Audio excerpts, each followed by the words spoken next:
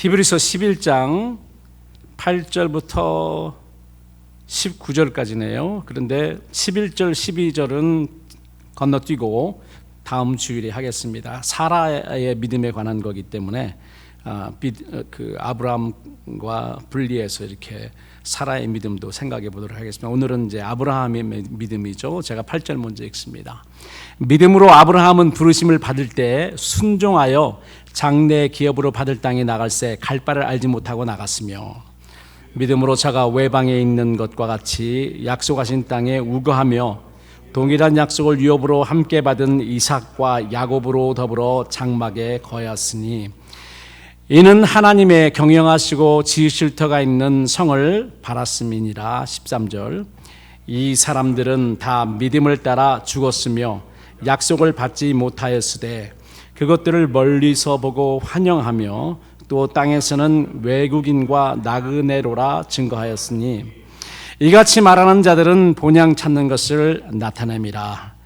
저희가 나온 바 본향을 생각하였다면 돌아갈 기회가 있었으려니와 저희가 이제는 더 나은 본향을 사모하니 곧 하늘에 있는 것이라. 그러므로 하나님이 저희 하나님이라 일컬음을 받으심을 부끄러워 아니하시고 저희를 위하여 한 성을 예비하셨느니라. 아브라함은 시험을 받을 때 믿음으로 이삭을 드렸으니 저는 약속을 받은 자로되 그 독생자를 드렸느니라. 저에게 이미 말씀하시기를 내 자손이라 칭할 자는 이삭으로 말미암음이라 하셨으니, 저가 하나님이 능히 죽은 자 가운데서 다시 살리실 줄로 생각한지라. 비유컨대 죽은 자 가운데서 도로 받은 것이니라. 오늘도 믿음이라는 단어가 적어도 3번이 나옵니다. 8절, 믿음으로 아브라함은 부르심을 받을 때 순종하였다. 9절, 믿음으로 저가 외방에 있는 것 같이 장막에 거하였다. 그리고 17절에 시험 받을 때 믿음으로 이삭을 드렸다. 이 모두 행동이 나오잖아요. 믿음이 있기 때문에 그 살아있는 믿음은 행동을 합니다. 순종이죠. 믿음은 야고보서에도 나오지만은 순종이 있어야지, 실천이 있어야지 비로소 살아있다, 능동력 있는 그런 믿음이 되고 하나님을 기뻐하시는 그런 믿음이 됩니다. 죽은 믿음은 사실 믿음도 아니고 아무것도 아니에요. 우리에게 아무 도움이 되지 않습니다. 죽은 믿음은. 그렇기 때문에 순종이 없는 믿음은 죽은 믿음이고 우리에게 전혀 도움되지 않습니다. 오히려 도움되지 않고요, 손해를 보게 되죠. 왜 손해 봅니까? 우리가 믿음 가진 줄 알고 있었는데 나중에 보니까 믿음이 아니에요. 이것처럼 큰 손해, 낭패가 어디에 있습니까? 그렇기 때문에 살아있는 믿음은 순종하는 믿음, 실천하는, 행동하는 그런 믿음인 것입니다. 우리는 주일 강단을 통해서 하나님으로부터 믿음을 인정받은 믿음의 영웅들의 이야기를 우리가 상고하고 있습니다. 우리는 믿음 생활을 하잖아요. 신앙 생활을 하기 때문에 이 믿음이라는 거가 가장 중요해요. 우리의 구원과 연결되어 있잖아요. 우리가 하나님의 나라를 위해서, 천국을 위해서 막 여러 가지 그냥 그 일들을 많이 하지만은 결국 그 많은 일들 다른 사람은 다 구원시켜놓고 내 믿음이 삐딱하게 잘못돼서 뭐가 문제가 있어가지고 내가 구원을 못 받는다면은 나에게 무슨 유익이 있습니까? 사도 바울이 그렇게 이야기하죠. 내가 다른 사람 다 구원시키고 다 전파하고 내가 만약에 거기서 버림받으면은 나에게 무슨 유익이 있느냐. 여러분, 그렇기 때문에 무슨 일을 하기 전에 내 믿음을 항상 확인해야 됩니다. 우리가 이 믿음은요, 뭐 어떤 사람은 한번 구원의 확신을 가지면 끝까지 가져야지 이렇게 하지만은 그렇지 않습니다. 두렵고 떨리는 마음으로 하나님 앞에 설 때까지 우리가 이걸 지키고 항상 확인하고 점검하고 해야 되는 것이죠.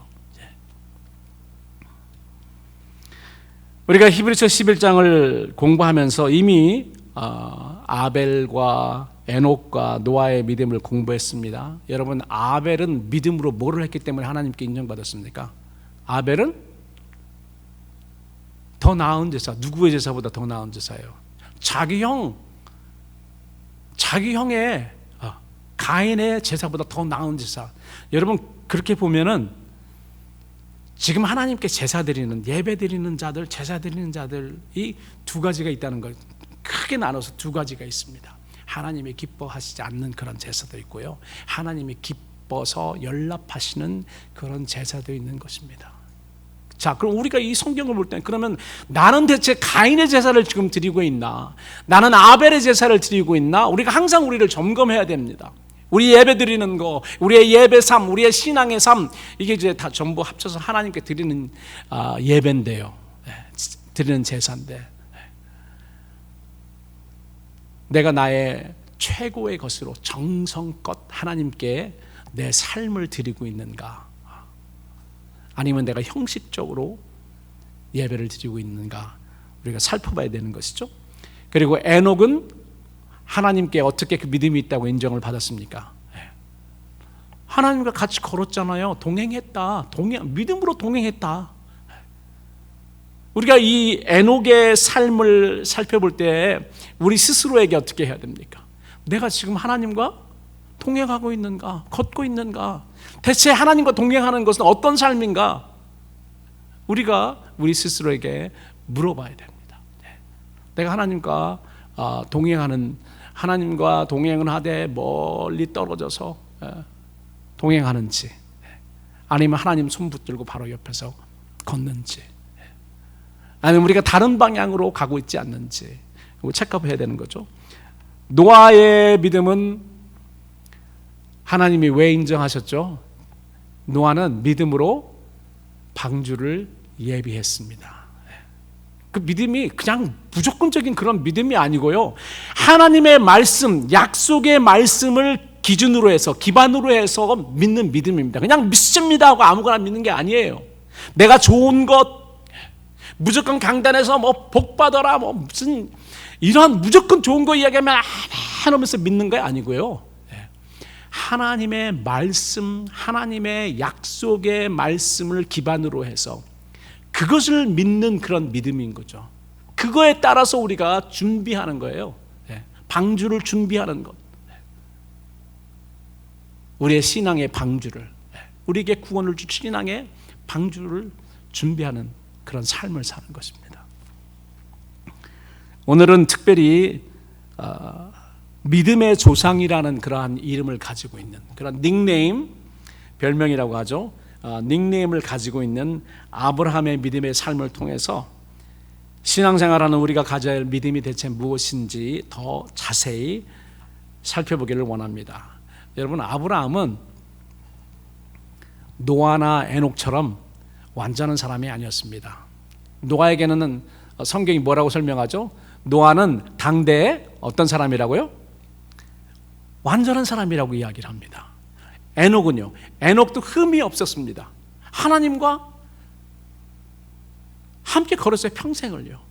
아벨도 마찬가지입니다. 이 사람들은 부정적인 게 아무것도 없어요. 물론 뭐 많이 나온 게 없어서 그럴지 모르죠. 그러나 우리가 보건대 참 하나님 앞에 흠이 없는 그런 사람들이었다. 그 노아 정도가 나중에 이제 홍수 이후에 술 취해서 벌거벗고 잔 그러한 미스테이크 있지만 뭐 그게 무슨 뭐 저기는 아니잖아요. 죄진 건 아니잖아요. 그런데 아브라함은 참 여러 가지 했습니다. 믿음이 돋보이는 그런 부분도 있었지만은 어떻게 이런 삶을 살았을까? 좀 약간 실망되는 그런 부분도 없지 않아 있습니다. 우리가 이제 창세기를 공부하다 보면 그거를 잘 알 수 있죠. 그런데도 이분의 타이틀이 뭐냐면 믿음의 조상이에요. 대체 어떤 믿음을 가졌길래 온전하지 않고 실수를 이것도 하고 저것도 하고 많이 했는데도 불구하고 믿음의 조상이라는 그런 타이틀을 얻었을까? 우리가 한번 우리 스스로에게 도전을 해보는 그런 시간이 됐으면 좋겠습니다. 그래서 아브라함에 대해서 오늘 한번 살펴보기를 원합니다. 제가 조금 전에도 이야기를 했지만 자기를 믿고 신뢰하는 것을 우리는 자신감이라고 이야기합니다. 그 자신이라는 것은 나라는 거잖아요. 나라는 겁니다. 나 몸신자니까 나 자신, 나를 말합니다. 나를 믿는 거예요. 그걸 자신감은 나를 믿는 겁니다. 근데 여러분, 우리가 다 미국에 살기 때문에 이제 그 미국 사람들의 생각을 알죠. 미국 사람들은요, 미국 사회에서는 이 자신감 있는 사람을 굉장히 긍정적으로 평가합니다. 그래서 이 인터뷰 같은 거 할 때 이 사람이 진짜 자신감이 있나, 이걸 굉장히 많이 봐요. 그리고 리더를 뽑을 때도 자기 잘난 체하고 내가 뭐 이렇게 자기 자신감을 나타내는 그런 사람들을 리더로 꼽습니다.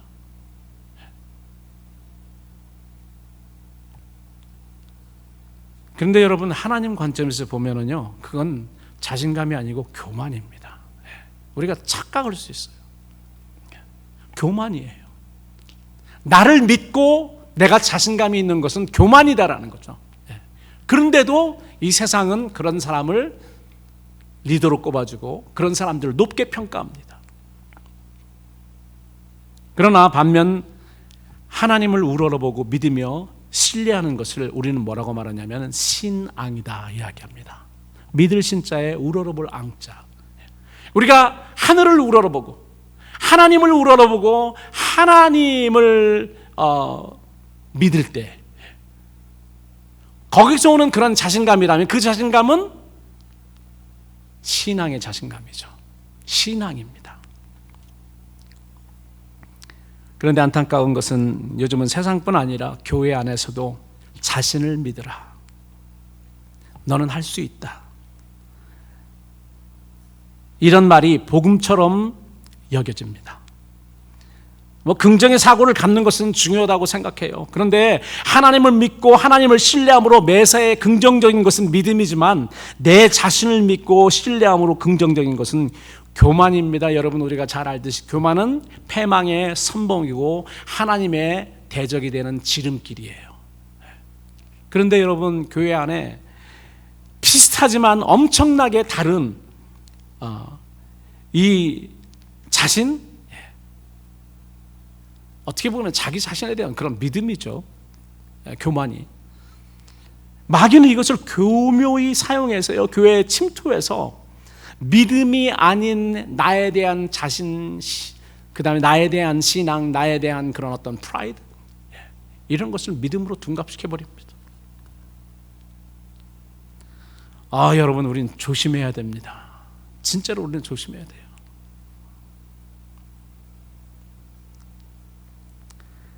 여러분, 아브라함은 다시 말씀드리지만은 자기 조상들처럼 완전한 사람이 아니었습니다.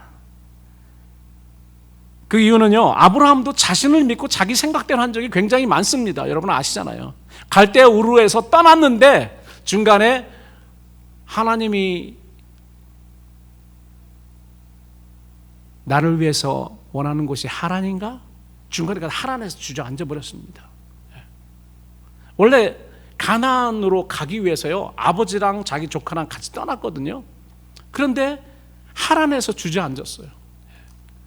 그래서 창세기 12장에 하나님이 다시 아브라함을 부르시죠. 다시 거기서 떠나라.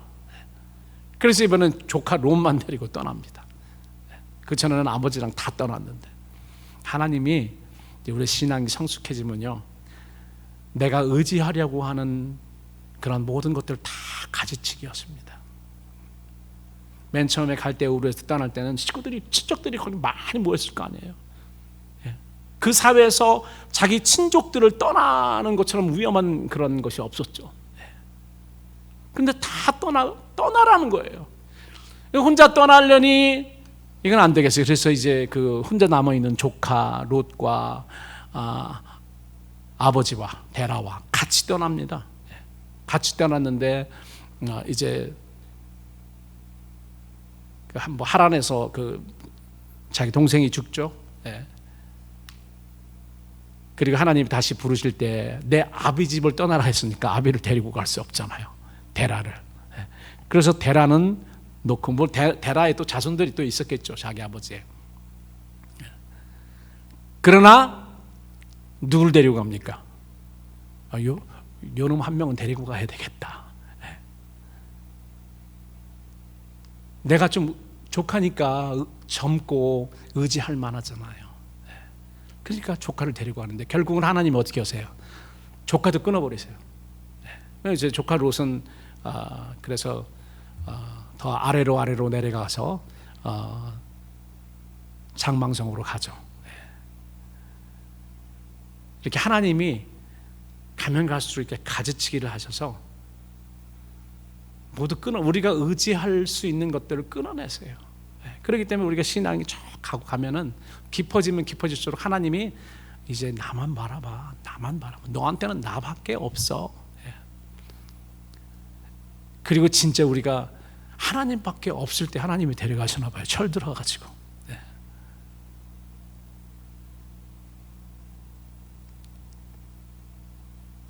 아브라함은 하나님의 약속의 말씀을 붙들어 인내로 붙들었죠. 하나님께 믿음이 있다고 인정받은 사람입니다. 사랑하는 여러분, 이 세상에서는 돈이 많고 높은 신분과 학위를 갖고 어떤 권세를 가져 성공했다고 이야기를 합니다. 그러나 여러분, 진짜 성공은 무엇이냐면 오늘 본문에 보니까 하나님의 말씀은 하나님께 인정받아 하나님의 증거, 하나님의 춘천서를 얻는 것이 가장 이 세상에서 우리가 이룰 수 있는 성공인 것입니다. 하나님께 인정받는 것.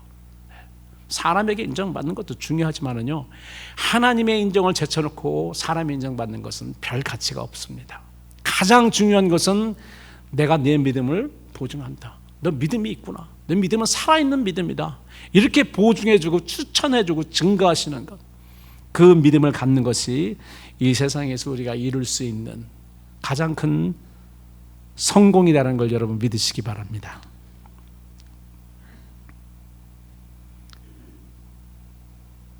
하나님께 인정받은 히브리서 11장 선지들의 믿음은 자기에게 주신 하나님의 약속을 믿는 믿음이었습니다. 그렇기 때문에 맹목적으로 믿는 믿음은 아무것도 아니에요. 하나님 말씀 없이 그저 그냥 뭐 좋은 거 준다고 하니까 그냥 믿습니다 하는 거는 그 믿음은 아닙니다. 믿음은 반드시 목적이 있습니다. 그리고 거기에 결과도 있습니다. 그리고 하나님 방법대로 해야 되는 것이죠. 믿음은 하나님 방법대로 해야 돼요. 많은 유대인들이 지금 그대로 죽으면은 구원받지 못합니다. 그건 명확합니다. 왜? 이 세상에 하나님이 구원받을 만한 다른 이름, 예수 그리스도의 다른 이름을 주지 않았기 때문에, 예수님 믿지 않기 때문에요. 하나님을 잘 믿든 어떻게든 자기네들은 잘 믿는다고 생각하지만 하나님의 방법이 아닙니다. 하나님의 방법은 예수 그리스도를 통해서 하나님께 오는 것입니다. 자기 마음대로 자기가 원하는 그 불 가지고 지성소로 들어가는 거죠. 하나님의 방법대로 제사를 드리지 않으면은 아벨의 제사가 아니고 가인의 제사가 되고 하나님께 버림을 받게 되는 것입니다. 아브라함과 히브리서 11장의 선진들은 하나님의 주신 그 약속을 믿는 믿음이 있었습니다. 여러분, 아벨도 그 아비 아담으로부터 어떻게 예배를 드려야 되는지 배웠고 그 말씀에 의해서 하나님께서 더 나은 정성으로 드리는 그 제사를 드릴 때 복을 주신다는 것을 알았기 때문에 그렇게 드렸고 결국은 자기 몸까지 드리잖아요. 순교의 제물로. 그리고 노아도 그랬고 아브라함도 그럽니다. 여러분, 이제 오늘 우리가 그걸 살펴보겠지만은 하나님이 아브라함에게 주신 그 약속의 말씀이 무엇인가? 두 가지인데요. 장래의 기업으로 얻을 땅, 가나안이라는 이 땅을 주신다는 그 약속이 있었습니다. 가나안이다. 가나안에 가면은 내가 네 땅을 주겠다. 그 두 번째 약속은 뭐냐면 내가 네 자손을 바닷가의 모래처럼 많게, 하늘의 별처럼 많게 내 자녀를 주겠다. 이 두 가지의 말씀을 약속을 하셨습니다. 그 믿음, 그 아브라함이 행한 모든 그러한 그 순종은요, 그 약속을 바라봤기 때문에 그 약속을 주시는, 그 상을 주시는 이심을 믿었다라는 그 말씀 따라서, 그 약속의 말씀 따라 쫓아간 겁니다.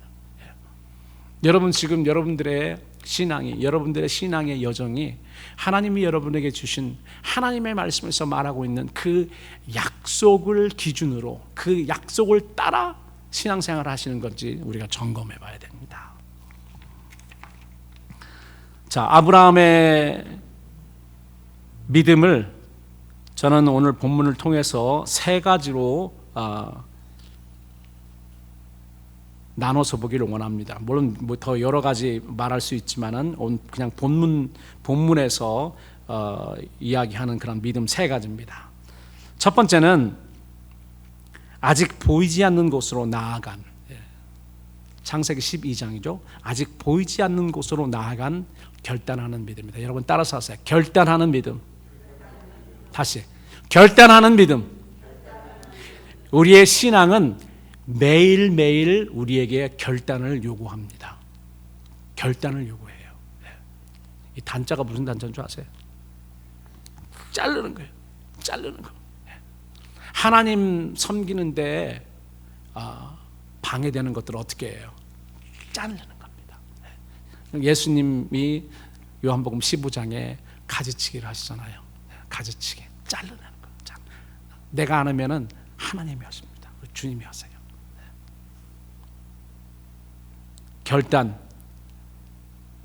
결단할 때, 자를 때 무감각이지 않죠. 자를 때는 뭐가 있습니까? 아픔이 있어요. 우리에게 아픔이 있습니다. 아픔이 있습니다. 아비 집을 떠나는데 아버지와 뭐 어머니가 살아있는지 모르지만 아픔이 없었겠네. 아픔이 있죠. 아픔이 있습니다. 그 아픔을 감수하고 하나님이 내가 내 자녀를 바닷가의 모래사장의 모래처럼 많게 하겠다.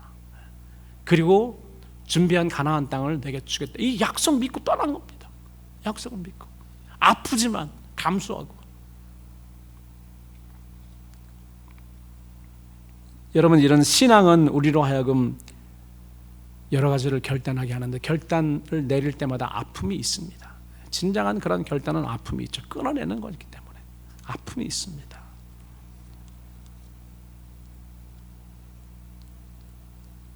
팔 절에 보면은 믿음으로 아브라함은 부르심을 받았을 때, 하나님의 부르심을 받은 소명이죠. 저는 이 소명 자체가 하나님의 은혜라고 생각합니다. 하나님이 뭐 아무나 다 불러주시나요? 하나님이 우리를 불러주셨기 때문에 여러분이 나와 있지, 여러분 스스로 나와 있는 게 아니거든요. 하나님이 부르신 것이 먼저입니다. 내가 하나님 앞에 나오는 건 두 번째. 하나님이 불러주셨기 때문에 우리가 거기에 응답하고 나오는 거죠.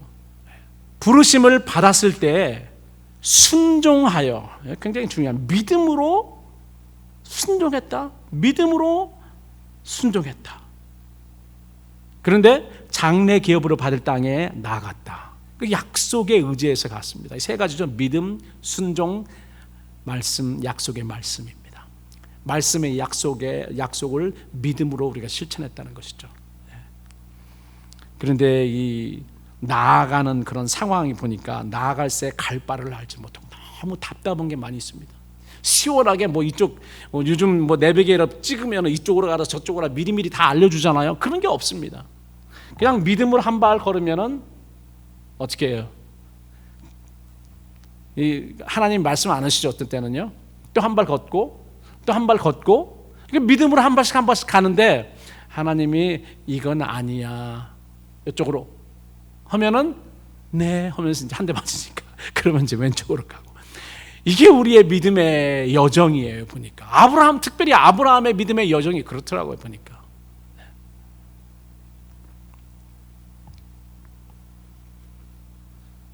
그러나 아브라함의 이 믿음의 여정 중에 아브라함은 항상 장래 기업으로 받을 땅을 사모했고 그것을 향했습니다. 이것은 마치 천국에 대한 소망의 믿음이 있는 자가 하나님의 부름에 응답하여서 그것을 평생 바라보면서 뭐 이쪽으로 삐질 때도 있고 저쪽으로 삐질 때도 있지만은 다시 정신 차리고 하나님을 향해서 가는 우리의 신앙의 여정과 비슷하다, 이런 생각을 했습니다. 아브라함의 믿음의 모험은 이런 식으로 시작됩니다. 여호와께서 아브라함에게 이르시되 너는 너의 본토 친척 아비집을 떠나 내가 네게 지시할 땅으로 가라. 내가 너로 큰 민족을 이루고 네게 복을 주어 내 이름을 창대케 하느니 너는 복의 근원이 될지나. 그리고 이제 뭐 씨앗, 그 씨에 대해서, 자손들에 대해서 이야기합니다.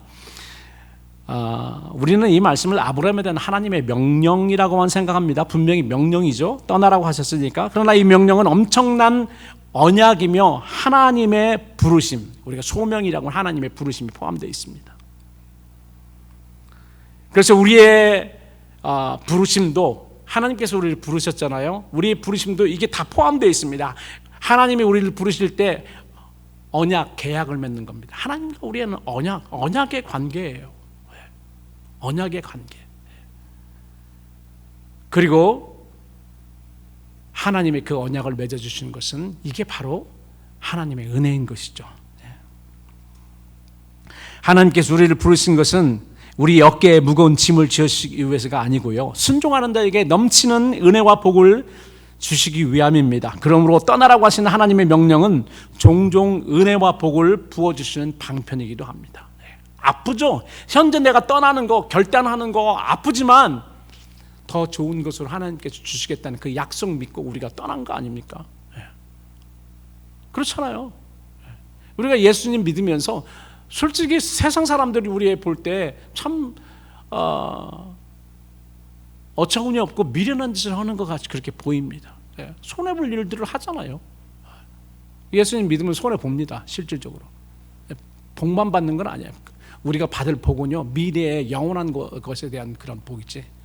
어떻게 보면 이 세상에서는 참 불쌍한 자들이다 라고 할 수 있을 정도로 손해를 봅니다. 우리가 손해 지금 안 보고 있으면 나중에 볼 때도 옵니다.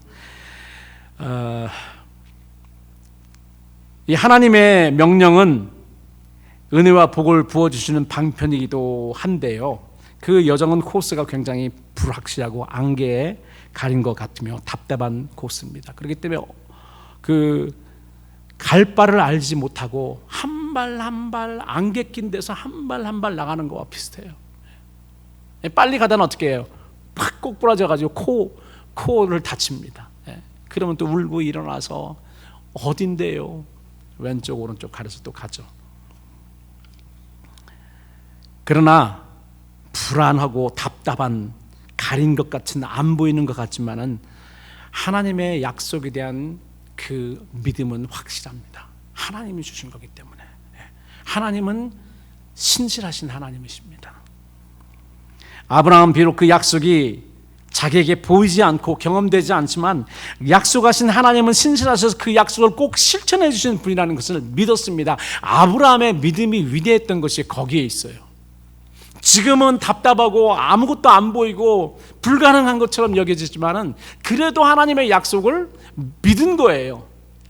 그래서 하나님이 그 믿음을 보고 의롭게 여기셨다. 후에 로마서에서 사도 바울이 그거에 대해서 이야기를 하잖아요. 전혀 아무것도 없는 그 자녀가 모래사장에 그 모래알처럼 많을 거다. 그 요즘 같은 데는 하늘 아무리 봐도 그 별이 많이 안 보이는데 우리 어렸을 때만 해도 별이 엄청나게, 뒤뜰에 가면 별이 엄청나게 많이 보였었습니다. 그 별처럼 많게 자녀를 주시겠다는데 지금 뭐 그런 많은 자손들은커녕 한 명도 없는 그런 상황에서 이렇게 약속하셨는데 그걸 믿었습니다. 그게 대단한 거예요. 아무것도 안 보이는데, 아무것도 없는 상황에서 하나님의 약속이기 때문에, 하나님은 신실하신 분이시기 때문에 믿은 거죠. 그리고 그 믿음을 하나님이 의롭다라고 이야기해 주신 거예요. 우리는 다른 것 때문에 믿지 말고요, 하나님의 약속이, 우리 향한 하나님의 약속이 이렇기 때문에 그 약속을 믿으시면은 그 믿는 그 믿음을 하나님께서 의롭게 여겨주시는 것입니다. 만약에 이 설교를 듣거나 시청하시는 분 중 하나님의 부르심에 아브라함처럼 결단하고 즉시 천국을 향해 나서지 않으신 분이 계시면 지금 결단하시기 바랍니다. 두 번째로, 아브라함의 믿음의 특징입니다. 불편하고 임시적인 장막에서 우거했다. 이거는 인내하는 믿음이라고 저는 그렇게 타이틀을 붙이고 싶습니다. 한번 따라서 하십시오. 인내하는 믿음. 인내하는 믿음. 네. 여러분, 아브라함의 여정은 A라는 지점에서 B라는 지점으로 곧장 직행한 것이 아닙니다. 그는 여행 중에 어떤 때는 뺑 돌아가서 가는 것, 그리고 다시 돌아가는 것을 자주 경험했습니다. 그러나 세월만 허비하는 것 같은 이런 어이없는 경험, 그리고 어떤 때는 쓰라린 경험입니다. 쓰라린 경험을 통해서 하나님은 아브라함의 여정 중 가장 귀한 교훈을 가르칠 수 있었습니다.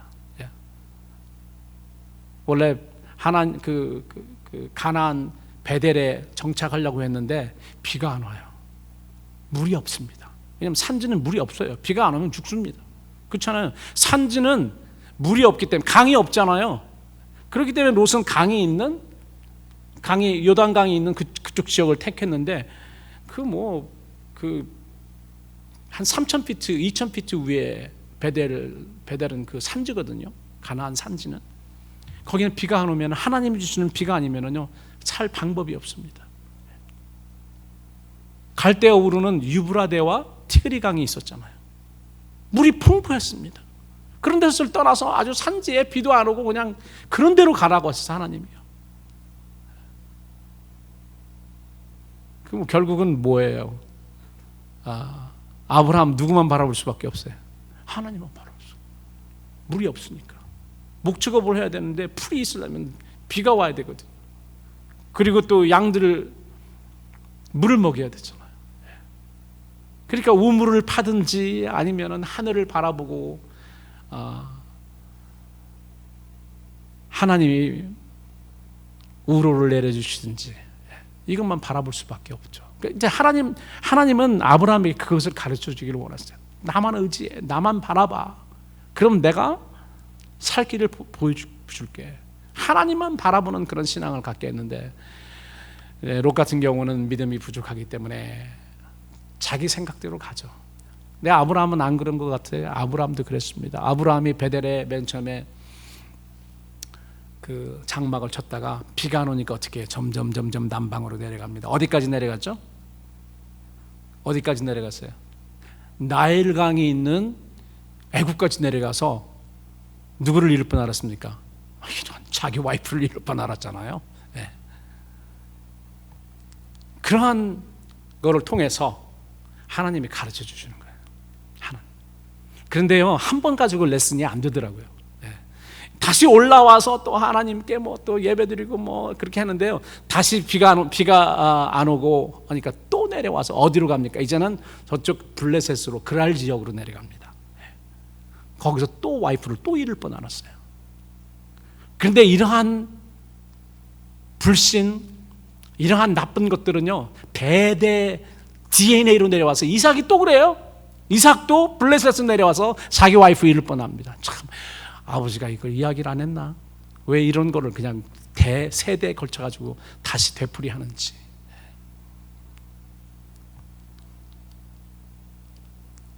우리는 신앙생활하면서 어떤 때는 뺑 돌아서 우회해야 하는 때도 있고요, 왔던 길을 유턴해가지고 돌아가야 할 때도 있습니다. 그 기간이 어떤 때는 짧기도 하지만 어떤 때는 너무 길어서 우리가 하나님 앞에, 여호와 하나님은 어느 때까지입니까? 나를 영영히 잊으시나이까? 주의 얼굴을 나에게서 언제까지 숨기시겠나이까? 한숨 쉬는 때가 많이 있습니다. 그러나 중요한 것은 우리의 눈을 하나님으로부터 떼지 아니하며 항상 하나님을 바라보고 하나님의 그 약속을 기억하는 것이 중요합니다.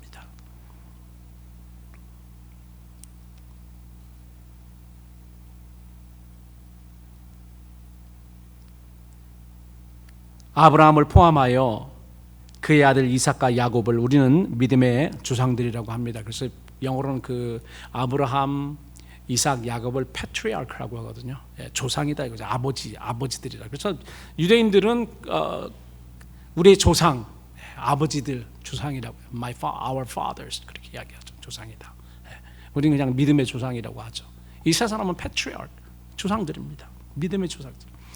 이 아브라함과 이삭과 야곱의 특이한 생활 방식은 어느 지역에 정착하지 않고 계속해서 장막에서 거하며 나그네처럼 살았습니다.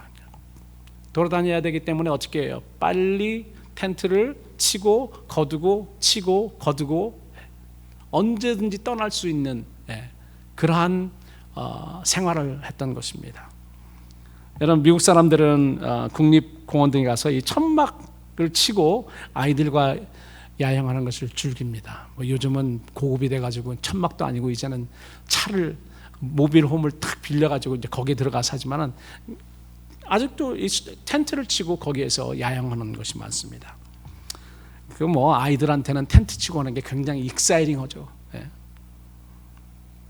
근데 여러분, 텐트 생활하는 것이 며칠 동안은 좋을지 모르지만은 평생 텐트 생활한다고, 천막 생활한다고 생각해 보세요. 여러분, 그것은 쉽지 않습니다. 쉽지 않습니다. 절대로 쉽지 않습니다. 그러나 아브라함을 비롯해서 우리 신앙의 조상들은 평생 천막 생활을 했습니다.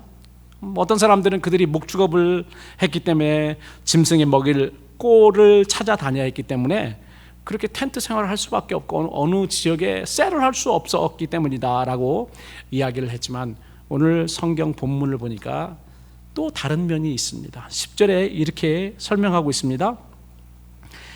이는 하나님의 경영하시고 지으실 터가 있는 성을 바랐습니다.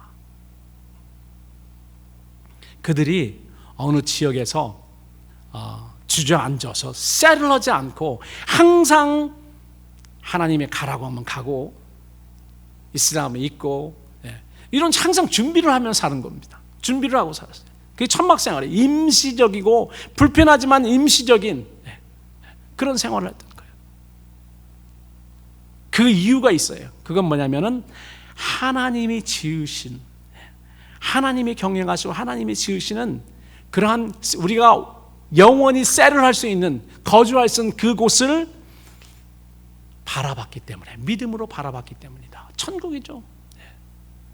우리의 완전한 부활의 몸입니다. 천국입니다. 아브라함이나 이삭이나 야곱이 계속해서 가나안 땅에서 영구한 그런 집을 짓지 않고 텐트에서 생활했던 이유는 가나안 땅이 그들의 종국적인 집이 아니라는 것을 알고 믿었기 때문입니다. 여러분, 우리의 삶이 어떻습니까? 우리가 천년 만년 이 땅에 살 것처럼 우리가 이 땅에 완전히 뿌리박고 살지는 않습니까? 아니면 언제든지 우리가 하나님 너 가라 하면 가고 오라 하면 오고 서라 하면 서고 뒤로 돌아서서 돌아가라 하면 돌아갈 수 있는, 그리고 지금 오라 하면 올 수 있는 그러한 우리가 신앙생활을 하는지 우리는 우리 스스로 돌아봐야 됩니다. 여러분, 이렇게 우리의 믿음의 조상들은 임시적인, 불편하지만 임시적인 천막 생활을 했습니다. 이것이 신앙적인 그런 생활이에요. 하나님을 의지하고 하나님이 경영하시고 하나님이 예비하신 그것만 바라보는 신앙의 소망의 믿음이죠. 그랬는데 야곱 때 어떻게 돼요? 야곱 때 이스라엘 백성들이 다 어디로 갑니까? 애굽에 갑니다. 애굽에서 이 사람들은 이제 완전히 거주했어요. 집을 짓고 사는, 천막 생활이 아니고 집을 짓고 사는. 그래서 하나님이 40년 동안 광야에서 다시 천막 사는 생활을 배우게 하신 겁니다. 임시적인 거. 하나님이 배우게 하신 거예요. 너희들이 이 천막 생활하는 것처럼 삶이 임시적이라는 것을, 언제든 내가 가라면 가고 쓰라면 쓰고, 이런 삶이 진짜 삶이다. 그렇게 40년 동안 훈련시키시고 가나안에 들어오게 했죠. 가나안에 들어와서 이제는 완전 집 짓고 살면서도 하나님은 주기적으로 그 텐트에서 사는 것을 자손들에게 계속 배워줬는데, 그 절기가 무슨 절기죠? 그게 바로 장막절입니다. 그 장막절을 통해서 조상들이 어떤 삶을 살았는지, 하나님이 원하시는 이 땅에서 삶이 어떤 삶인지를 리마인드 시키는 거예요. 절기가 다 우리 어떤 거를 리마인드 시키는 것입니다. 상기시키는 거예요. 그래서 상기시키는데 진짜 그 뜻을, 그 의미를 알고 그렇게 절기를 지냈는데, 이제 뭐 몇백 년 지나면은요, 그 절기가 그냥 어떻게 돼요? 그냥 트레디셔널하게 그냥 형식적으로 그냥 하게 되는 거예요.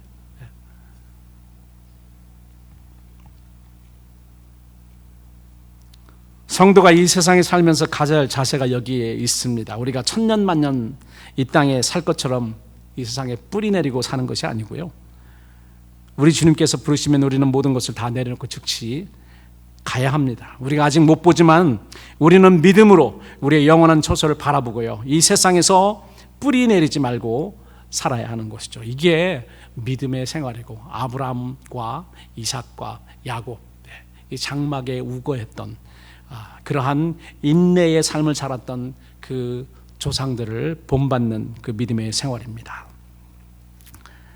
여러분, 우리는 이 세상에서 이방인이요 나그네라고 합니다. 그 성경이 그렇게 말해요. 우리는 이방인도 나그네다. 여러분, 이방인이라는 말이 무슨 말입니까? 이방인은 원래 여기서 태어나지 않고요 다른 데서 와서 사는 사람, 빌붙어서 사는 사람이에요. 여러분, 우리는 다 한국에서 출생했잖아요. 미국에서 우리는 이방인입니다. 아무리 우리가 영어를 잘하고, 저는 이제 51년째 여기 살았는데 아직도 교단 컨퍼런스에 가면은 이제 저를 모르는 그런 사람들은 저한테 물어봅니다. 어디서 왔냐고 물어봐요. 어디서 왔냐? 그럼 저는 일부러 발음 정확하게 영어 발음 써가지고 I came from California 이렇게 이야기를 합니다. 근데 저 사람들은 그거 물어보는 게 너 이방인이지? 너 어디서 왔어? 차이나에서 왔어? 아니면 한국에서 왔어? 이걸 물어보는 거예요. 그 대답을 예상하고 Where are you from? 이렇게 물어보거든요. 근데 내가 I'm from California 그러지만 실질적으로 내 자신 스스로도 그래, 나 한국에서 왔어. 근데 그 말을 일부러 하지는 않죠. 왜냐면 그 사람들이 너는 이방인이야 라고 하는 걸 싫어서. 50년 넘게 미국에 살았지만은 요즘 제가 느끼는 거가요, 미국이 내가 살 곳이 아니라는 그런 생각이 듭니다. 너무 다시 그 50년, 100년 전에 그 백인 중심적인 그런 나라로 너무 돌아가. 이제까지 그런 적이 없는 것 같아요. 이 팬데믹 때 내가 그것을 많이 느꼈거든요. 팬데믹 때 느꼈는데 왜 집에 있지 않고 마스크 쓰고 우리에게 병균을 나눠주려고 쏘다녀. 내가 그 마켓에 가면은 그런 시선으로 나를 바라보는 것을 내가 많이 느꼈기 때문에 그 이후부터 계속 이어집니다, 지금. 그래서 백인들이 아니면은 미국 사람이 아니구나. 뭐 옛날에도 느꼈지만은 요즘엔 더 느낍니다. 더 느껴요. 이방인들을 뭐 그냥 여러 가지 그 모양으로 압박을 가해오고.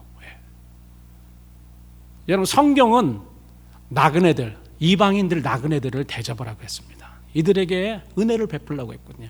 미국이 강해졌던 거는 이방인들과 또 이미그레이션 이런 사람들을 좋게 해줬거든요. 잘해줬거든요. 이제 그거에 잘해준 거에 대해 피해 의식이 생기기 때문에 다시 이제 바뀌는 거죠. 이제까지 그런 적이 별로 없었는데 요즘은 더 그런 것 같아가지고 내가 미국에서 살아야 되나 이런 생각까지 합니다. 그렇다고 제가 한국에 갈 생각도 없습니다. 한국에 가도 내가 여기 살아야 되나 이럴 것 같아요. 내가 한국에서 13살 때 떠났는데 한국에 가도 이상하죠. 그럼 내가 캐나다에 가야 되나? 오스트레일리아에 가야 되나? 그냥 생각해 뭐 간다는 게 아니고 그렇게 생각하는 답답하니까. 그러면서 내 마음에 생각되는 거가 그래, 여기 불편하고 임시적이지만은 여기에 그냥 우거하자. 그리고 우리의 본향인 하늘나라를 바라보면서 참자. 이 말씀 공부하면서 또 그렇게 다시 이렇게 그런 마음에 그런 생각이 오더라고요. 우리의 본향으로 갈 날이 가까워서 하나님이 그런 상황을 만들어서 나에게 그런 마음을 주시나. 뭐 여러분들은 그런 생각 않고 나의 생각일 수도 있죠. 저는 그런 생각이 듭니다. 그래서 다시 한번 나의 본향은 천국이구나. 천국을 바라볼 수 있고 천국을 사모할 수 있고. 거기 가면 디스크리미네이션이 있겠습니까? 이제 이민 온 지 얼마 안 되신 분들은요, 그 미국의 뿌리 깊은 그 디스크리미네이션을 잘 느끼지 못하는데 저는 많이 느껴요. 굉장히 센시티브합니다, 그런 부분에. 하늘나라에는 디스크리미네이션이 없겠죠. 이 땅에서 우리의 삶은 임시로 장막에 우거하는 삶입니다. 우리가 영원한 하나님의 예비하신 영원한 천국을 믿고 바라본다면은 임시적인 이 땅에서 뭐 여러 가지 짜증나는 것도 있고 여러 가지 불편한 것도 있고 그렇겠지만은 이 장막에서 임시로 사는 불편한 삶을 인내하는 것입니다. 그래서 아브라함이 우리에게 보여준 그 믿음은 인내하는 믿음입니다. 그래서 저는 인내를 굉장히 값어치 있게 여깁니다. 그 믿음 생활을 하는 우리의 신앙인들의 거의 마지막 부분에 이게 그 열매로 익어지는 성령 열매 중에 하나가 인내가 아닌가 이렇게 생각합니다. 자, 마지막으로 세 번째 믿음입니다. 아브라함의 믿음 중 특이한 믿음 중 세 번째, 주님이 명하실 때 가장 귀한 것을 드린 순종하는 믿음입니다. 따라서 하세요. 순종하는 믿음. 이 부분에 대해서는 내가 많이 말씀드릴 필요가 없죠. 너무나도 여러분들이 잘 아시기 때문에. 여러분 창세기 22장 1절을 보면은 그 일 후에 하나님이 아브라함을 시험하시려고 그를 부르시되 라는 말로 아브라함의 시험이 시작됩니다. 우리는 하나님께서 아브라함을 시험하시려 했던 그 시기를 살펴볼 필요가 있어요. 그 시기는 어떤 시기였냐면은 하나님이 그 아브라함의 여종 하갈의 아들 이스마엘도 너의 씨앗이니 내가 그로 한 민족을 이루게 할 것이기 때문에 내 아내 사라가 이스마엘과 여종 하갈을 쫓아내라는 것 그거 그대로 해.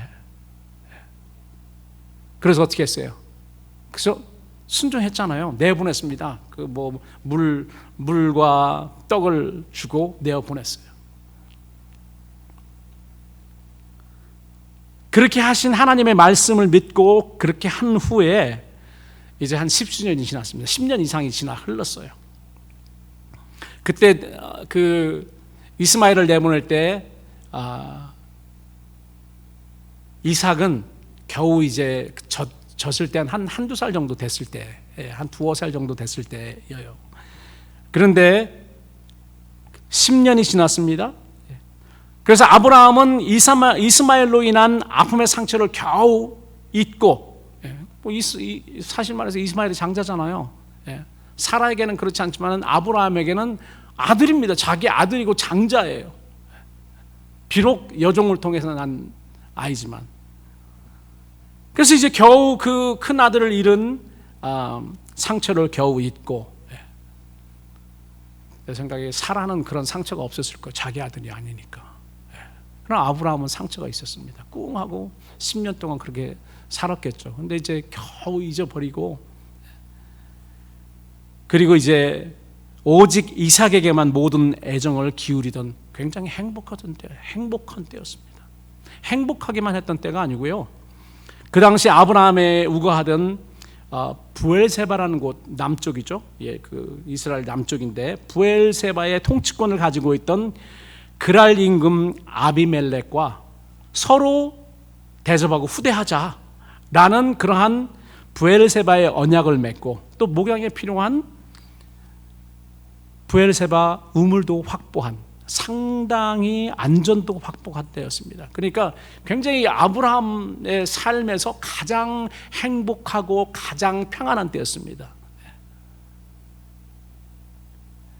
22장 1절이 바로 그때예요. 이때 바로 가장 아브라함이 행복하고 가장 안정을 느끼던 그때에 하나님이 아브라함을 시험하시려고 그를 부르시대요. 이게 굉장히 중요합니다. 하나님은 우리가 행복하고 안전, 이 세상의 안전함, 이제 뭐 적이 될 수 있는 블레셋 그랄 왕 아비멜렉 닦고 언약 맺었다. 이제 뭐 하나님만 바라보지 않아도 샘도 파서 물도 있겠다. 이 세상의 안정감에 도취했을 때 하나님은 no. 나만 바라봐야지 그게 신앙이야 하고 시험을 하시는 겁니다. 이 신앙이 아직도 살아있는지 아닌지.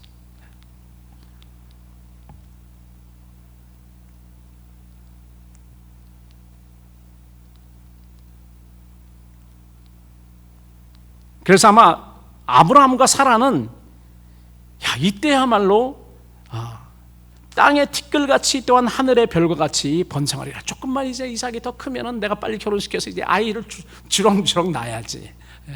제가 요즘 갖고 있는 그런 생각들, 빨리 자손이 생겨야 되는데 라는 그런 생각. 겨우 한 명이었잖아, 한 명. 이삭 한 명이었어요. 물론 뭐 이스마엘은 벌써 아이들을 낳았을 수도 있지만 약속에 하나님이 이삭을 통해서 그렇게 하신다고 했기 때문에 그 약속을 바라보며 즐거워했던 때가 분명합니다. 그런데 바로 이 행복하고 평안한 때에 어찌 푸른 하늘에 내려치는 벼락처럼 청천벽력 같은 명령입니까? 하나님은 아브라함에게 내 아들 사랑하는 독자, 이 독자라는 말씀을 하나님이 또 강조하세요. 내 아들 사랑하는 이삭이라고 하지 않고 내 사랑한 아들 독자 이삭을 데리고 모리아 땅에 가서 내가 네게 지시하는 한 산 거기서 그를 번제로 드리라. 아브라함은 믿음으로 이미 여러 번 시험을 이겨냈습니다. 여러분 아시잖아요.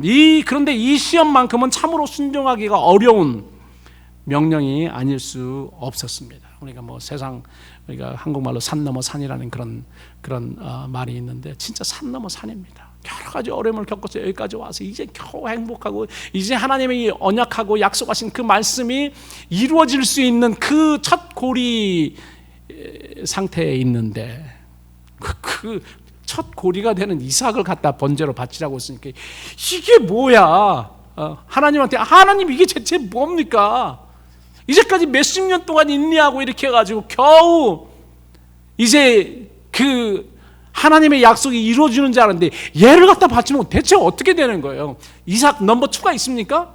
이렇게 생각될 거 아니에요. 이삭이 바로 약속의 아들이라고 이렇게 말씀하셨는데 왜 질문이 없었겠어요? 마음에는 질문이 있었겠죠. 그러나 그걸 표현 안 했겠죠.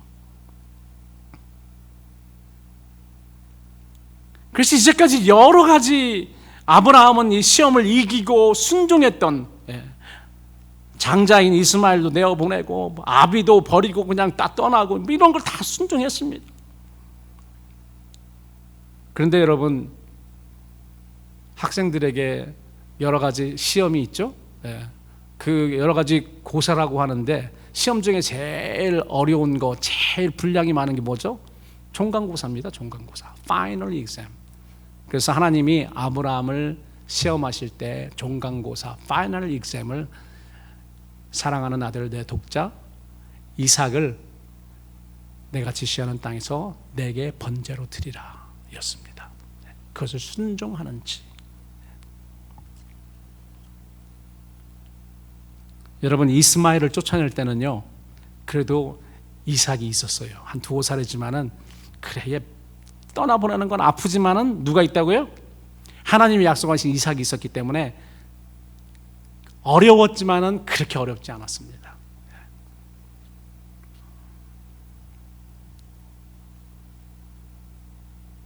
그런데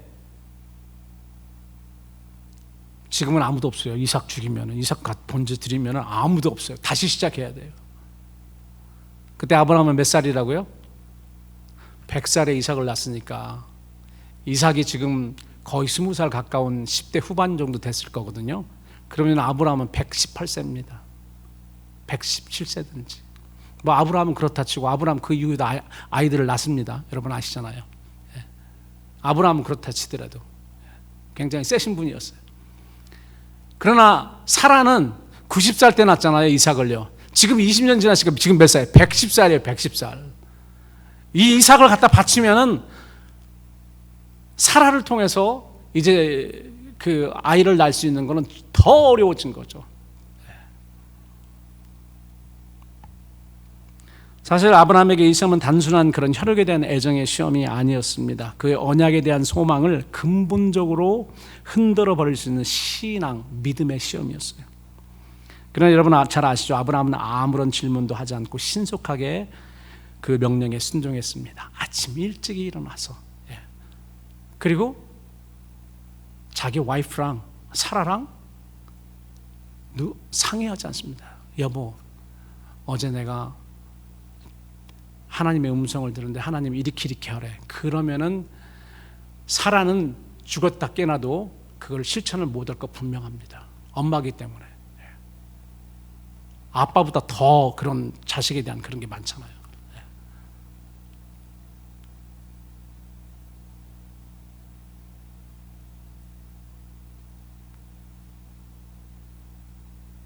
신속하게 자기 아내와 상의도 않고 그냥 하나님만 믿고 하나님을 신실하셔서 어떻게라도 그 약속을 지키시는 분이라는 것을 알기 때문에 그 하나 믿고 그냥 실행해 버립니다.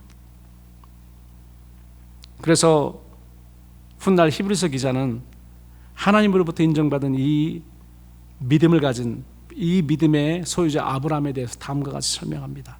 저가 아브라함이 하나님이 능히 죽은 자 가운데서 다시 살리실 줄로 생각하신지라 비유컨대 죽은 자 가운데서 도로 받은 것이라. 내가 번제를 드리려고 이삭을 칼로 쳐서 바친다 해도 하나님께서 다시 살려줄 것이다. 이게 무슨 신앙이죠? 부활의 신앙이에요. 부활의 신앙. 부활의 신앙을 가졌다는 것입니다. 성도들이 죽기까지 순종할 수 있는 순종할 수 있는 이유는 이 부활의 신앙을 가졌기 때문에.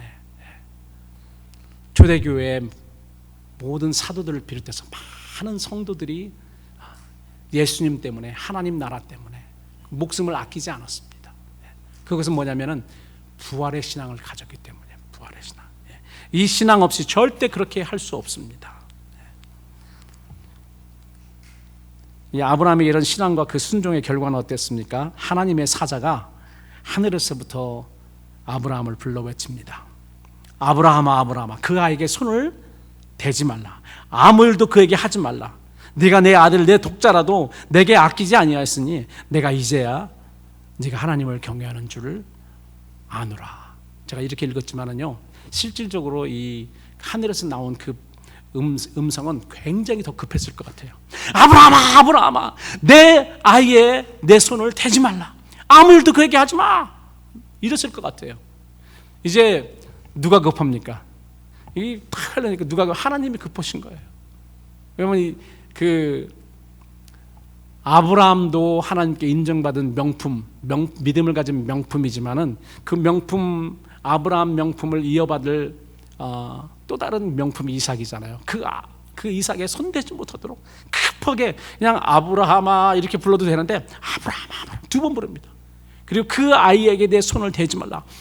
거기까지 했으면 그냥 됐는데 그래도 아브라함은 들었을 텐데 거기에 또 아무 일도 그에게 하지 말라. 하나님이 급하세요.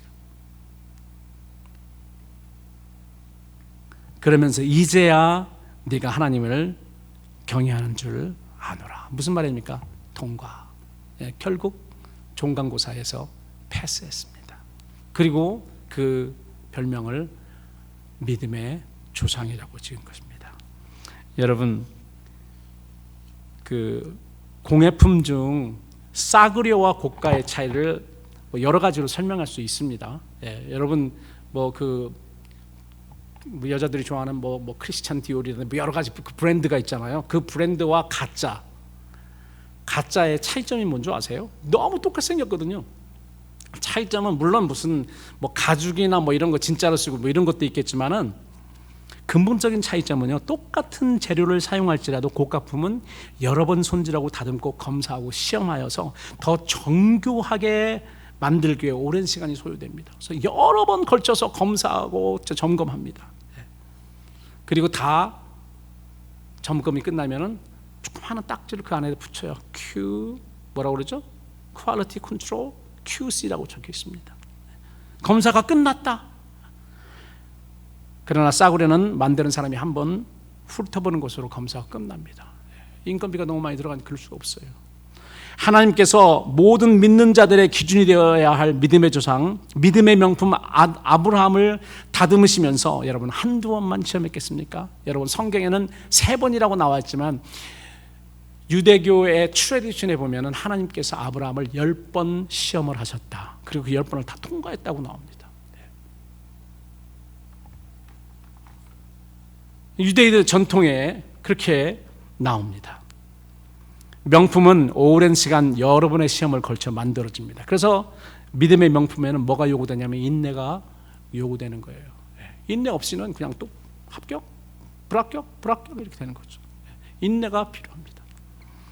아브라함이 하나님의 약속을 믿고 신뢰할 수 있었던 것은 그동안 여러 가지 크고 작은 일들을 통해 하나님은 믿을 수 있고 신뢰할 수 있는 분이라는 그런 확신이 있었기 때문입니다. 이런 확신은 여러분 하루아침에 내려지지 않습니다. 여러 실패와 실수 그리고 결단과 인내와 순종을 통해서 이런 확신이 내려지는 것입니다. 제가 길다면 길고 짧다면 짧은 내 삶을 살펴보니까 그래요. 제가 이제 82년부터 사역을 시작했으니까 이제 사역만 한 지금 거의 43년째입니다. 제 사역을 봐도 그런 것 같아요. 하나님께서 여러 번 실수와 또 그 실패 그리고 인내 뭐 이런 것들을 통해서 하나님께서 그동안 나를 빚으시고 하나님만 바라봐야 되겠다. 하나님밖에 없구나. 하나님 신뢰하는 게 가장 중요하다. 이걸 배우게 하신 것 같습니다. 아브라함의 믿음의 소리는 무엇을 배워야 할까요? 결단하는 믿음, 인내하는 믿음, 순종하는 믿음, 이 열매를 맺어야 됩니다. 이것이 온전한 믿음이고요, 하나님께서 기뻐하시는 믿음입니다. 빛나는 교회 성도 여러분들과 이 설교를 시청하시는 여러분들이 아브라함이 소유했던 이 결단과 인내와 순종의 믿음의 소유자들로 우리 주님 앞에 나타나시기를 주님의 이름으로 축원합니다.